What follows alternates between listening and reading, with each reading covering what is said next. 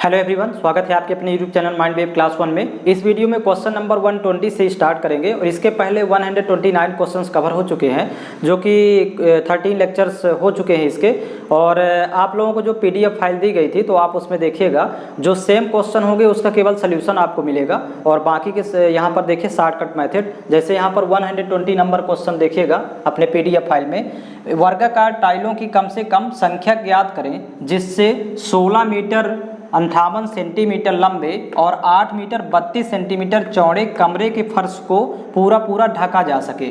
तो यहाँ पर देखिएगा वर्गाकार टाइल लगाना है और वो एक कमरे की लंबाई चौड़ाई दिया है, मतलब एक आयताकार कमरा है, ये आयताकार है, ये वर्गाकार। तो हमेशा याद रखिएगा जो टाइल की संख्या निकालना है तो उसके पहले प्रोसेस होगी, वर्गाकार टाइल की पहले भुजा निकालेंगे। पहला काम होगा वर्गाकार टाइल्स की भुजा, वर्गाकार टाइल्स की भुजा, एक टाइल की भुजा निकालेंगे पहले। तो भुजा निकालने के लिए इन दोनों का एचसीएफ निकालना होगा, महत्तम समापवर्तक। ये जो 16 मीटर 58 सेंटीमीटर है तो इसको जब मीटर से सेंटीमीटर में कन्वर्ट करेंगे तो 1658 टोटल हो जाएगा, 1658 सेंटीमीटर। और यहीं पर एक और वैल्यू दी हुई है 8 मीटर और 32 सेंटीमीटर, तो इसको भी मीटर को सेंटीमीटर में कन्वर्ट करेंगे तो ये 800 सेंटीमीटर हो जाएगा और 32 और है तो ये हो जाएगा 832 सेंटीमीटर। अब इन दोनों का एचसीएफ निकालेंगे तो यही वर्गाकार टाइल की भुजा हो जाएगी। तो एचसीएफ आप लोग फाइंड करिएगा, यहाँ पर एचसीएफ इसका 2 आएगा, इसको आप लोग फाइंड कर लीजिएगा।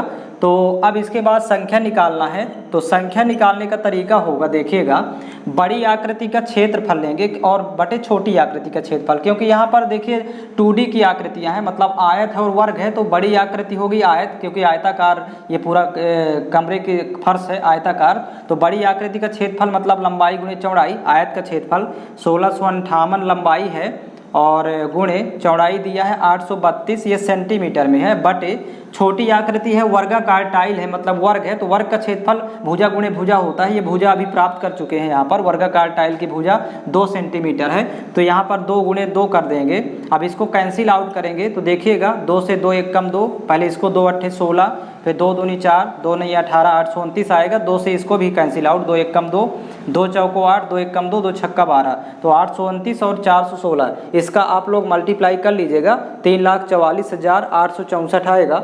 इसको गुणा करने पर 3,44,864 इतनी टाइल्स की ज़रूरत होगी, ये संख्या आ गई।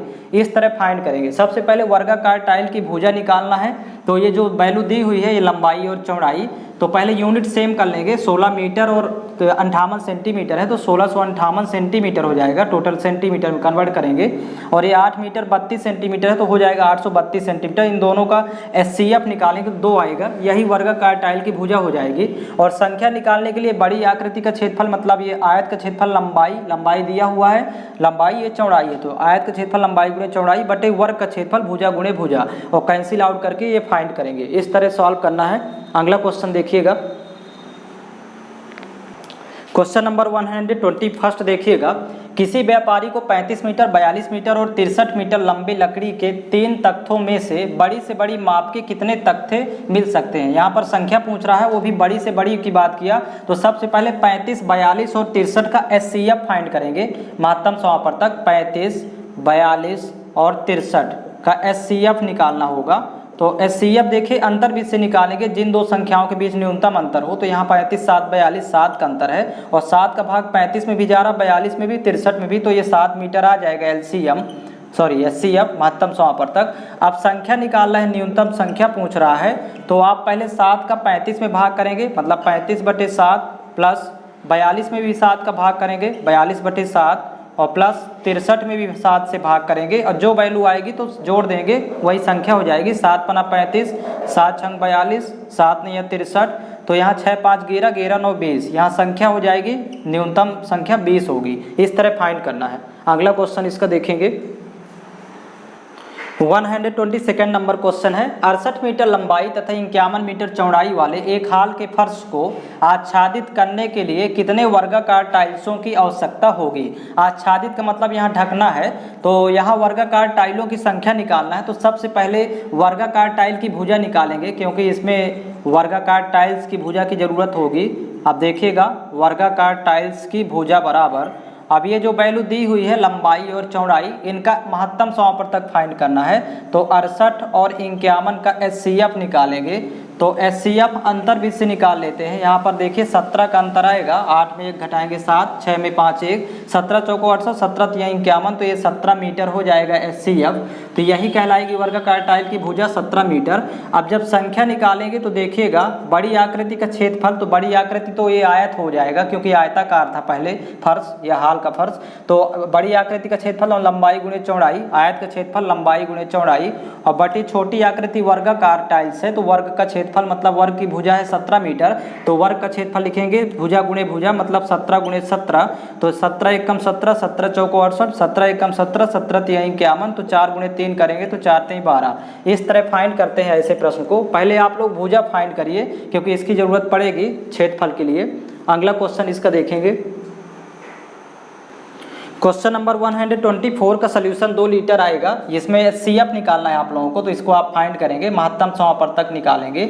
और PDF फाइल में आप देख लीजिएगा, इसका भी महत्तम समापवर्तक है 125 में 91 आएगा, तो आप दोनों का HCF निकाल देंगे। अब नेक्स्ट देखिए 128 है, 12, 15, 18, 20 की पंक्ति में खड़ा हो सकने वाले सेना के ठोस वर्ग में सैनिकों की न्यूनतम संख्या क्या होगी। तो सबसे पहले तो न्यूनतम संख्या पूछ रहा है, तो दी गई संख्याओं का LCM निकालेंगे, मतलब 12, 15, 18, 20, इनका LCM पहले फाइंड करेंगे। लेकिन LCM उत्तर नहीं होगा, पहले देखते हैं LCM निकालने के लिए बड़ी संख्या के गुणनखंड। तो 20 के गुणनखंड करेंगे, 2 दूनी 4 पंचे 20, और इसमें 18 भी आ जाए तो 2 है ऑलरेडी, 2 तिहाई 6 तिहाई 18, तो मतलब 3 3 का गुणा और करेंगे। 15 इसमें ऑलरेडी है, 3 पचे 15, और 12 के लिए 2 दूनी 4 तिहाई 12 भी है इसमें, तो इतना तो LCM हो गया। अब इसके बाद यहाँ पर कह रहा है कि सेना के ठोस वर्ग के रूप में खड़ा करना है, तो वर्ग में गुणनखंडों के 2 2 के जोड़े बनाते हैं, तो 2 2 के समूह बनाएंगे। तो देखिएगा इसके वाला बाद अब 2 2 के समूह बनाना है, तो 2 का तो बन रहा है, 3 का भी बन रहा है, 1 5 की और कमी है, तो गुणा करके और यहाँ पर उत्तर लिखेंगे। तो यहाँ पर देखिएगा 2 5 से 1 शून्य बनता है, 2 5 से यहाँ 1 शून्य बनेगा, 3 3 का 9 और डबल 0 लगाएंगे, तो सैनिकों की संख्या हो जाएगी 900, ये कि जो कि पूर्ण वर्ग है, 30 का वर्ग है। तो इस तरह फाइंड करेंगे। अगला क्वेश्चन है इसका क्वेश्चन नंबर 129 का सलूशन होगा 15 लीटर। ये भी महत्तम निकालना है, मतलब HCF फाइंड करना है, तो आप लोग निकाल लेंगे। और आगे अब देखिए PDF फाइल में आपको जो प्रोवाइड की गई है बैच में, तो LCM and HCF of polynomials, मतलब यहाँ पर बहुपदों का LCM और HCF निकालना है। तो जैसे आप बीजीय व्यंजक या बहुपद के बोलेंगे, तो जैसे पहला सवाल है, ये देखिए व्यंजक दिए हैं 1 2 3 4, इनका LCM HCF कैसे फाइंड करेंगे। तो जब भी LCM निकालना होगा तो यहाँ पर हमेशा देखिएगा LCM में आल बेस आता है। आल बेस का मतलब सभी आधार, यहाँ पर A B C मतलब कुल मिला के ABC प्रयुक्त हुआ है, तो पहले लिख लेंगे सभी आधार ABC जो यहाँ पर आया है। अब इसकी अधिकतम घात मैक्सिमम पावर, तो A की अधिकतम घात देखिए, तो A की अधिकतम घात यहाँ 4 है, देखिए अधिकतम घात लगाएंगे। B की अधिकतम घात, तो B की अधिकतम घात ऋणात्मक वाला छोड़ देते हैं, धनात्मक में ये 2 है तो यहाँ 2 लिखेंगे क्योंकि ऋणात्मक से बड़ा होता है धनात्मक। और जहाँ C की देखेंगे तो C की अधिकतम घात है 5, यहाँ पर 5 लिखेंगे, तो यही इसका LCM हो जाएगा ये बीजीय व्यंजकों का। और जब HCF निकालना होगा तो यहाँ पर कॉमन बेस देखना है। कॉमन का मतलब जो सभी में हो, यहाँ पर 1 2 3 4 है, तो सभी में देखिए AB, यहाँ भी AB है, यहाँ भी AB है, यहाँ भी AB है, तो यहाँ पर HCF के लिए कॉमन बेस पहले लिख लेंगे। और मिनिमम पावर मतलब इसकी न्यूनतम घात लिखना है, तो A की न्यूनतम घात यहाँ देखिए 4 है, यहाँ 4 है, यहाँ 2 है, यहाँ 1 है, तो यहाँ 1 लिखा नहीं जाता, तो इसलिए A की घात 1 लिखा रहेगा। और B की मिनिमम पावर देखेंगे तो ये धनात्मक वाला छोड़ देते हैं B की घात। अब ऋणात्मक में जो बड़ी घात होती है वही छोटी होती है, ऋणात्मक में इस वाले को चूज करेंगे क्योंकि ऋणात्मक जितनी भी ज़्यादा बड़ी होती है उतनी छोटी होती है, तो -3 लगाएंगे। या फिर इसी को लिख सकते हैं, एक ए तो ज्यों का त्यों रहेगा, इसकी घात को धनात्मक बनाना तो नीचे आ जाएगा, पावर 3 होगा, मतलब ये ऋणात्मक से धनात्मक बनाना है तो इसको नीचे लिखेंगे बटे के, तो ये B³ हो जाएगा, तो A/B³, ये मतलब ये भी सल्यूशन होगा, ये भी हो सकता है, दोनों ऑप्शन के अकॉर्डिंग। तो इस तरह LCM HCF फाइंड करते हैं। इसका देखेंगे नेक्स्ट क्वेश्चन। सेकेंड क्वेश्चन देखेंगे इसका, देखिएगा ए स्क्वायर बी क्यूब अपान सी पावर 4, फिर देखिए सेकेंड व्यंजक है ए क्यूब बी पावर 4 अपान सी पावर 5, फिर थर्ड व्यंजक है सी क्यूब बी पावर 4 अपान ए पावर 5। इसका एलसीएम एंड एचसीएफ फाइंड करना है, तीन व्यंजक है यहाँ पर। तो सबसे पहले तो ये जो बटे में ये भागफल में लिखा है, तो भाग से जब गुणा में ऊपर ले जाएंगे तो ये घात का चिन्ह बदल जाएगा सभी का। तो देखिए इसको लिख सकते हैं फर्स्ट वाले को ए स्क्वायर बी क्यूब और सी की पावर हो जाएगा -4, घात में -4। फिर दूसरा व्यंजक लिखेंगे ए क्यूब बी पावर 4, सी यहाँ पर ऊपर जाएगा जब तो सी की पावर -5, ये घात का चिन्ह बदलेंगे ऋणात्मक हो जाएगा धनात्मक से। और तीसरा देखिए सी क्यूब बी पावर 4, ये ज्यों का त्यों रहेगा, ये जब ऊपर जाएगा तो ए पावर -5 हो जाएगा। तो इस तरह का व्यंजक अभी जस्ट पिछले प्रश्न में सॉल्व किए हैं। अब यहाँ पर एलसीएम निकालना है, तो एलसीएम में हमेशा याद रखिए आल बेस आता है, मतलब ए बी सी ही है, तो यहाँ पर लिखेंगे ए बी और सी, और इसके बाद डी नहीं आया है, डी और ई नहीं आया है, तो केवल ए बी सी आया है, तो ए बी सी सभी लिख लेंगे। अब इसकी अधिकतम घात लिखना है, तो अधिकतम घात ए की घात 2 है, यहाँ यह 3 है, यहाँ देखिए ऋणात्मक को छोड़ दिया जाता तो ए की अधिकतम घात 3 हो जाएगा। और बी की अधिकतम घात लिखेंगे तो यहाँ 3 है घात में, यहाँ 4 है, यहाँ भी 4 है, तो घात 4 होगा। और सी की अधिकतम घात लिखना है, तो सी का देखिए यहाँ 3 लिखा हुआ है, वो भी पॉजिटिव है क्योंकि यहाँ पर ऋणात्मक है, यहाँ भी ऋणात्मक है, ये धनात्मक है, तो यहाँ धनात्मक ही लिखेंगे। तो यही इसका उत्तर होगा, मतलब एलसीएम फाइंड हो गया। अब यहाँ पर एचसीएफ फाइंड करना है, तो एचसीएफ के लिए उभयनिष्ठ आधार लिखा जाता है, मतलब कॉमन बेस। तो ए बी सी तीनों में है, तो यहाँ पर पहले ए बी सी लिख लेंगे। यहाँ पर देखिए ए बी सी, अब इसकी मिनिमम पावर लिखना है ए की, तो ए की न्यूनतम घात देखिए यहाँ 3 है, यहाँ 2 है, यहाँ पर -5 है, तो -5 लिखेंगे क्योंकि ये ऋणात्मक वाला छोटा होता है धनात्मक की अपेक्षा।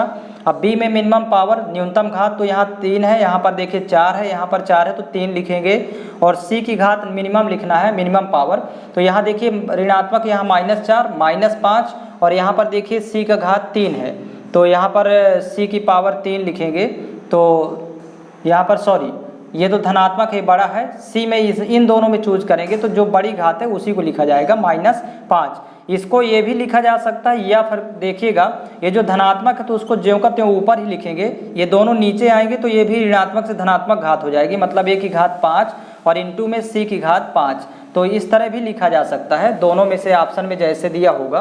तो नेक्स्ट देखिएगा, कुछ क्वेश्चंस के सल्यूशन आपको यहाँ पर दिए जाएंगे जो सेम क्वेश्चन है।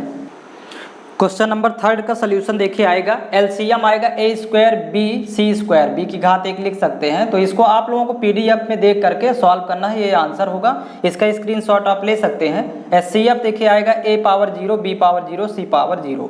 अब देखिए क्वेश्चन नंबर 4 में एलसीएम आएगा A square B square C square, लेकिन एचसीएफ 1 आएगा। इसका रीजन है क्योंकि कॉमन उभयनिष्ठ आधार नहीं मिलेगा कुछ भी, मतलब जब कॉमन बेस ना हो उभयनिष्ठ आधार, तब उस कंडीशन पर एचसीएफ 1 होता है, इसको याद रखेंगे। तो इसलिए 4th नंबर में एचसीएफ 1 होगा। क्वेश्चन नंबर 5 में LCM x square y square z होगा, और HCF x power -2 y power -2 z power -1। या फिर लिख सकते हैं इसको, जब इनको नीचे ले जाएंगे मतलब हर में ले जाएंगे तो इनकी घात धनात्मक हो जाएगी सभी की, तो 1/x square y square z हो जाएगा, पावर में 1 लिख सकते हैं। अब क्वेश्चन नंबर डायरेक्ट 7 करेंगे, 6 वाला नहीं करना है, आप लोगों की एग्जाम की दृष्टि से 6 वाला छोड़ देंगे। तो एचसीएफ देखिए 7 में आएगा ए स्क्वायर बी स्क्वायर सी। अब यहाँ पर पावर में 1 लिखें या ना लिखें कोई फर्क नहीं पड़ता। तो नेक्स्ट क्वेश्चन इसका देखेंगे। नेक्स्ट देखिएगा, क्वेश्चन नंबर डायरेक्ट 10 सॉल्व करना है, क्योंकि आपके एग्जाम से रिलेटेड जो क्वेश्चंस होगा उनको ही सॉल्व करते जाएंगे, बीच के आप लोग छोड़ते जाइएगा। आप लोगों को पीडीएफ फाइल उपलब्ध करवा दी गई है स्पेशल बैच में। तो यहाँ पर देखिएगा, जैसे क्वेश्चन नंबर 10वां है, दो संख्याओं का महत्तम समापवर्तक और लघुत्तम समापवर्तक क्रमशः x-1 और x-1 x-3 x+2 है। तो मतलब यहाँ पर महत्तम समापवर्तक x-1 है और लघुत्तम समापवर्तक ये 3 गुणनखंड दिए हुए हैं, तो ये लघुत्तम समापवर्तक होंगे। यदि एक संख्या x² - 4x+3 हो तो दूसरी संख्या क्या होगी? तो यहाँ पर देखिएगा सीधा सीधा एक फार्मूला आप लोगों को पता होगा, एलसीएम मतलब लघुत्तम गुणे महत्तम, एलसीएम इंटू एचसीएफ बराबर first number into second number. इसको आप लोग याद रखिए। तो ये फार्मूले में वैल्यू पुट कर देते हैं, तो यहाँ पर देखिए सेकंड नंबर फाइंड करना है, तो एलसीएम और एचसीएफ का गुणा करके फर्स्ट नंबर से डिवाइड कर देते हैं तो सेकंड नंबर आएगी। तो देखिए यहाँ पर सेकंड नंबर जब भी निकालना होगा तो यहाँ पर एलसीएम एचसीएफ दिया है, तो देखिए महत्तम समापवर्तक x-1 है, तो यहाँ लिखेंगे x-1, फिर इनटू, अब इनटू यहाँ पर लिखने की जरूरत नहीं है, डायरेक्ट इनटू यहाँ पर देखिएगा x-1, x-3, x+2, तो इनको भी लिख लेंगे x-1, x-3 और x+2। ये हो गया एलसीएम और एचसीएफ का गुणनफल हो गया। फिर बटे पहली संख्या आ जाएगी और एक संख्या ये दिया हुआ है, इसके गुणनखंड कर लेंगे, तो गुणनखंड ये पहले जो करते हुए लिख लेंगे x² - 4x+3।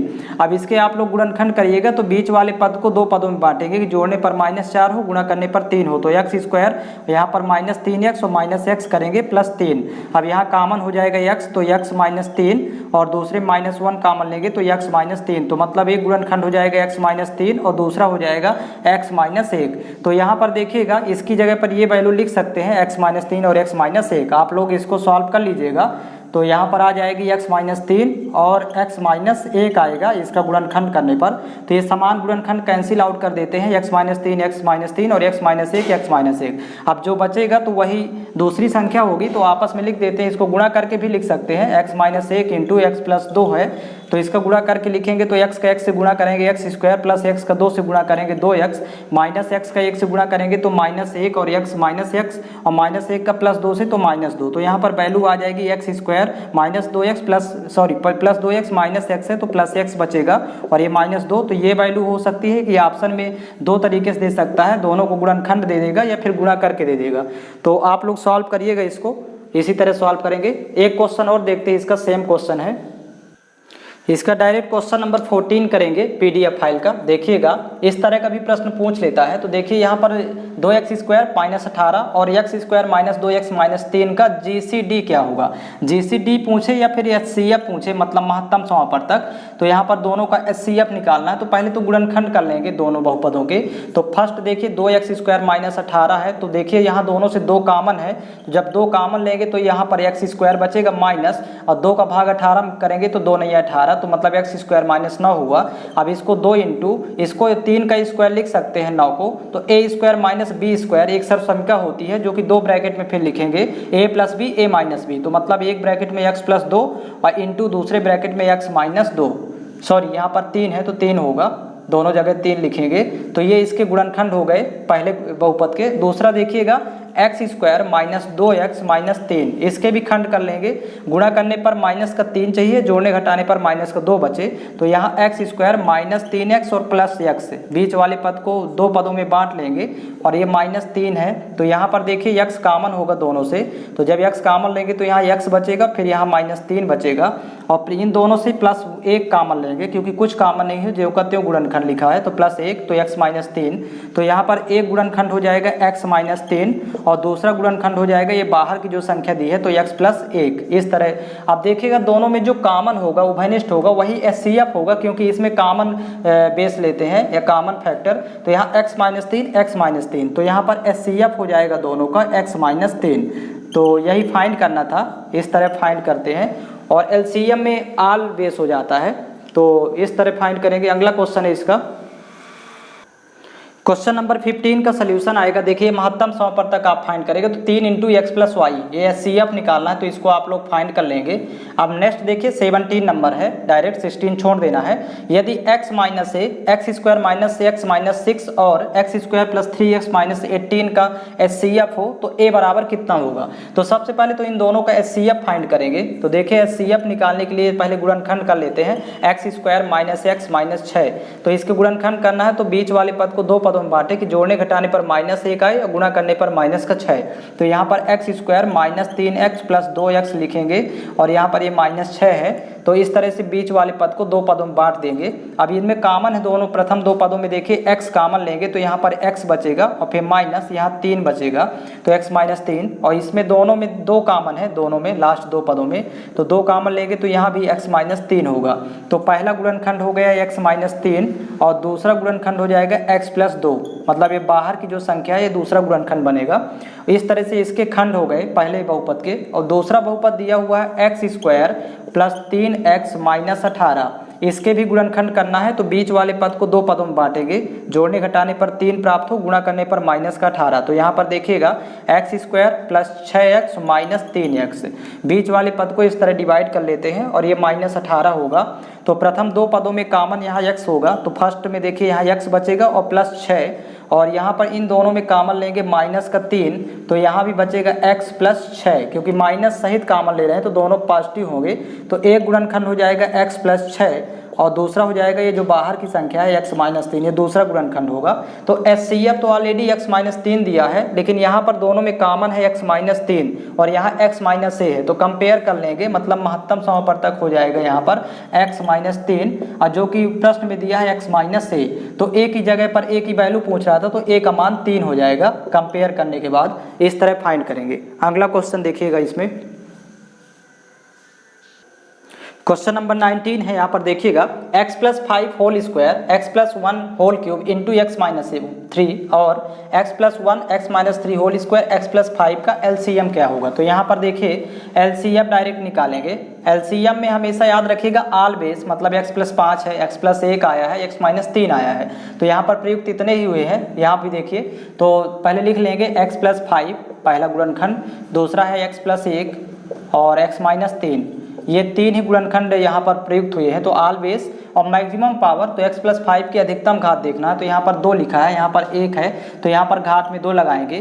x प्लस 1 की अधिकतम घात तो यहाँ पर देखिए 3 है, यहाँ पर 1 है तो घात में 3 होगा, और x माइनस 3 की अधिकतम घात तो यहाँ 2 लिखा हुआ है, 1 है तो यहाँ 2 लगाएंगे, तो यही इसका सोल्यूशन हो जाएगा। इस तरह फाइंड करना है। अगला देखिए, जैसे 8 फिर गुणे या 8 into x cube minus x और 4 इंटू एक्स क्यूब माइनस 1 का LCM क्या होगा, लघुत्तम समापवर्तक। तो सबसे पहले तो इसके फैक्टर कर लेंगे, मतलब 8 ये रहेगा, या कि 8 को लिख लेते हैं 2 का क्यूब, 2 दूनी 4 दूनी 8 इंटू, यहाँ पर देखिए x दोनों से कॉमन भी ले सकते थे, तो x कॉमन लेंगे तो यहाँ एक्स स्क्वायर और माइनस यहाँ पर 1 बचेगा। अब इसी को लिख सकते हैं 2 क्यूब, ये रहेगा 2 क्यूब इंटू एक्स, और फिर यहाँ पर देखिए स्क्वायर लगा देंगे, तो a square minus b square, सर्वसम्मिका होती है a plus B a minus B, मतलब 2 ब्रैकेट में लिखेंगे x प्लस 1 और x माइनस 1। इस तरह से इसके गुणनखंड हो गए। नेक्स्ट देखिए 4 इंटू, यहाँ पर लिखा हुआ है एक्स क्यूब माइनस 1, इसके भी गुणनखंड कर लेंगे, इसको क्यूब बना लेंगे तो a cube minus B cube, ये सर्वसम्मिका यहाँ पर देख लीजिएगा, a cube minus B cube बराबर, फर्स्ट ब्रैकेट में माइनस होता है, सेकेंड ब्रैकेट में सब प्लस होते हैं, a square plus ab plus B square. ये सर्वसम्मिकाएं आपको याद करना होगा। तो इस तरह से देखिए, इसको इसी फॉर्मेट में लिखेंगे, तो 4 को 4 को लिखेंगे 2 क्यूब स्क्वायर, क्योंकि इसके गुणनखंड करेंगे तो 2 स्क्वायर इंटू, अब फर्स्ट ब्रैकेट में x माइनस 1, यहाँ लिख लेंगे x माइनस 1, और सेकेंड में x square plus x plus 1 होगा। इस तरह से इसके गुणनखंड कर लेंगे, इस सर्वसम्मिका में पहले पुट कर लेंगे। अब इसके बाद देखिएगा दोनों का लघुत्तम समापवर्तक, तो LCM में याद रखेंगे कि आल बेस आता है, मतलब सभी आधार, तो यहाँ पर आधार देखिए 2 है, पहले तो संख्या में आएंगे, और अधिकतम घात भी लेंगे तो 2 क्यूब लिखेंगे, यहाँ पर 2 क्यूब इंटू, यहाँ पर x भी आया है तो x भी लिखेंगे, फिर इंटू x माइनस 1 देखिए दोनों में है तो यहाँ पर लिख लेंगे x माइनस 1, और x प्लस 1 भी है तो x plus 1 into x minus 1, और फिर इंटू में ये जो करते हैं उतारेंगे, मतलब सभी आधार लिखना होता है LCM में। अब यहाँ पर देखिए सर्वसम्मिका है तो इसको सर्वसम्मिका के फॉर्मेट में लिखेंगे, और ये 2 क्यूब 8 होगा तो 8 इंटू एक्स, यानी 8x, और सर्वसम्मिका में इसको लिखेंगे तो x स्क्वायर माइनस 1 हो जाएगा। इन दोनों को एक साथ लिख लेंगे, इंटू यहाँ पर देखिए x square plus x plus 1। इस तरह से LCM होगा, आपको ऑप्शन में चूज कर लेना है, इसमें ऑप्शन भी दिया हुआ है PDF में। तो नेक्स्ट क्वेश्चन इसका देखेंगे, इसका क्वेश्चन नंबर 21 में HCF फाइंड करना है। तो यहाँ पर महत्तम समापवर्तक x प्लस 1 होगा, जो दोनों में कॉमन होगा, तो आप लोग इसको देख लीजिएगा PDF में। 22 में LCM है तो देखिए 4 इंटू एक्स स्क्वायर माइनस 1 और एक्स स्क्वायर माइनस 25, तो ये क्योंकि ये सर्वसम्मिका के रूप में लिखेंगे, इसका गुणनखंड होगा x प्लस 1 और x माइनस 1, और इसका लिखा होगा आपको दिखेगा x प्लस 5 और x माइनस 5, इस तरह लिखा होगा, तो इसको फिर इस फॉर्मेट में लिखेंगे। तो ये दोनों को सामूहिक इस तरह लिखा जाता है। तो LCM इतना आएगा 22 नंबर में। 24 नंबर आप सॉल्व करिएगा, इसके पिछले भी क्वेश्चन में सॉल्व कर चुके हैं। तो 8 इंटू एक्स स्क्वायर माइनस 1, यहाँ x square plus x plus 1। तो इसमें PDF में इतने ही क्वेश्चन सॉल्व करना है। अब नेक्स्ट टॉपिक आपका प्रतिशत होगा, परसेंटेज। तो आपको PDF फाइल ग्रुप में मिल जाएगा स्पेशल बैच में परसेंटेज का, और PDF फाइल में आपको जितने भी क्वेश्चंस दिए जाएंगे वो सभी इंपॉर्टेंट होंगे। आप नोट्स तैयार करते जाइए और इन प्रश्नों को बार बार रिवीजन करिए। जो सेम क्वेश्चन होते हैं तो आपको यहाँ पर सोल्यूशन मिलेगा और बाकी बीच बीच के क्वेश्चंस का आपको डायरेक्ट यहाँ पर सॉल्व करके मिलेगा और शॉर्टकट ट्रिक मिलेगी प्रतिशत वाले टॉपिक से। और इससे बाहर आपके एग्जाम में एक भी क्वेश्चन नहीं जाएगा। तो आप लोग इनको फोकस करके ज़्यादा बार बार रिवीजन करें यही प्रश्नों को जो इसमें करवाए गए हैं।